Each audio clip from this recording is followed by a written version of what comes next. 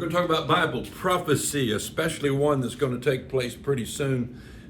Damascus, the city of Damascus in Syria, which is Israel's enemy right now, where the Iranians are coming to, where Israel's striking, is going to disappear. And Damascus is going to be wiped off the face of the earth. I'm going to show it to you in Bible prophecy. Here's what's going to happen to Damascus.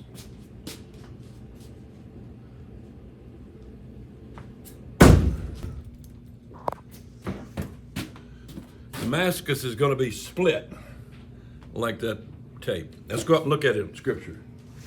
All right, here we are upstairs in my office. Look at this passage, this prophecy in Isaiah 17. The burden of Damascus. Behold, Damascus is taken away from being a city. It shall be a ruinous heap.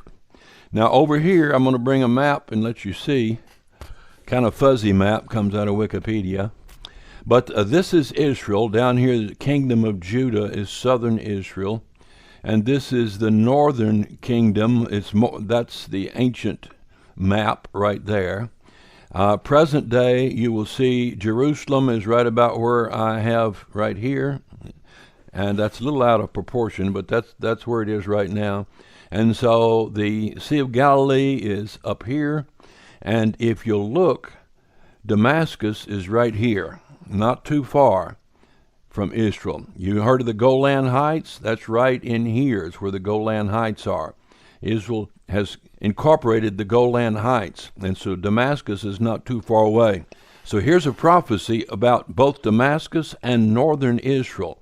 Let's look at it again. The burden of Damascus. Behold, Damascus is taken away from being a city. It shall be a ruinous heap. Now, this has never been fulfilled. There's never been a time in history when Damascus has been reduced to nothing. The cities of Ar are forsaken. They shall be for flocks, which shall lie down, and none shall make them afraid. It's going to be so removed that flocks will graze where the city once was. Where the airport of Syria is, will be wiped away.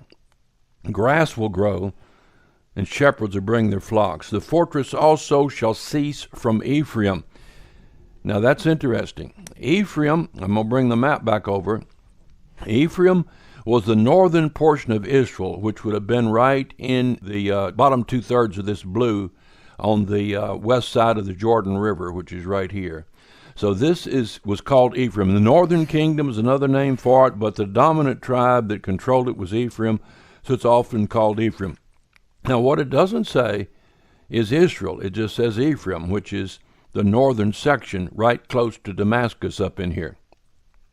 So there's going to come some kind of war or destruction in the near future that's going to wipe Damascus off the face of the earth and reduce the fortress, the military powers in northern Israel. And the fortress shall cease from Ephraim, the kingdom from Damascus, and the remnant of the Syrians, and they shall be as the glory of the children of Israel, saith the Lord of hosts. In that day it shall come to pass that the glory of Jacob is Israel, shall be made thin.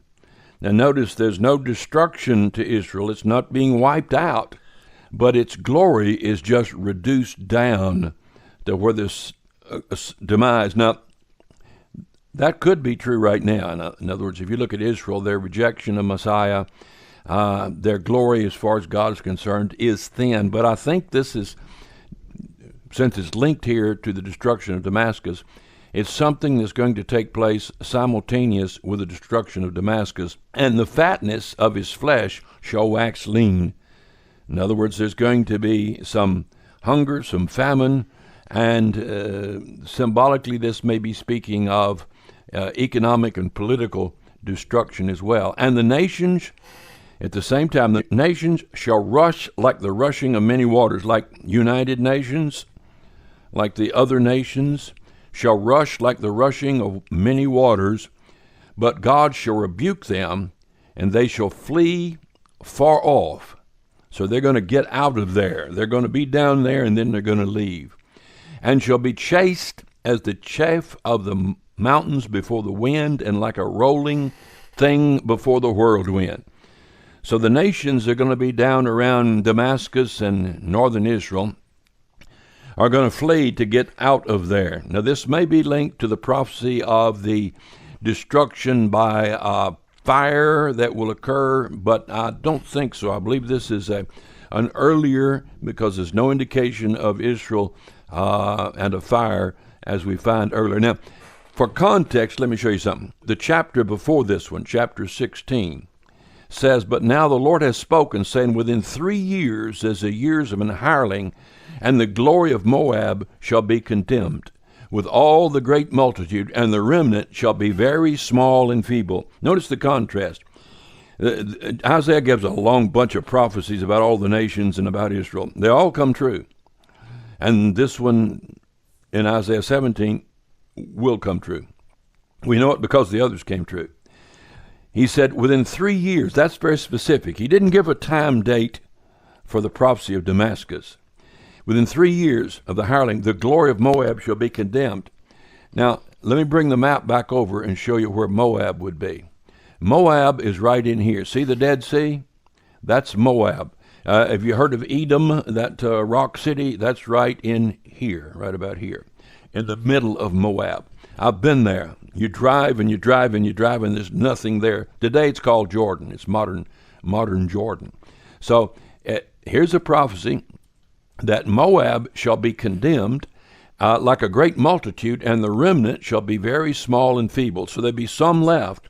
It won't be totally wiped out like Damascus will be. If we go to the next chapter, chapter 18, "Woe unto the land shadowing with wings, which is beyond the rivers of Ethiopia." There is a chapter that describes events that take place when 15,000 Jews are taken out of Ethiopia. I believe it was 1995, somewhere about that, where in about 36 hours, the Jews went in and brought out 15,000 Ethiopian Jews. And that prophecy is so specific, so detailed, happened in the latter days. So here we have literal prophecy that has been fulfilled after this one, a literal prophecy that was fulfilled before this one, and then the one we covered on Damascus, which must also be quite literal, has not yet been fulfilled and will be. So there's a war in northern Israel and Syria that's going to make Damascus cease to exist. You can write it on your calendar. It's going to happen. God says it does. Wonderful book we have here, King James Bible. All right, going to get back to doing some more activity around here on the farm. See you later.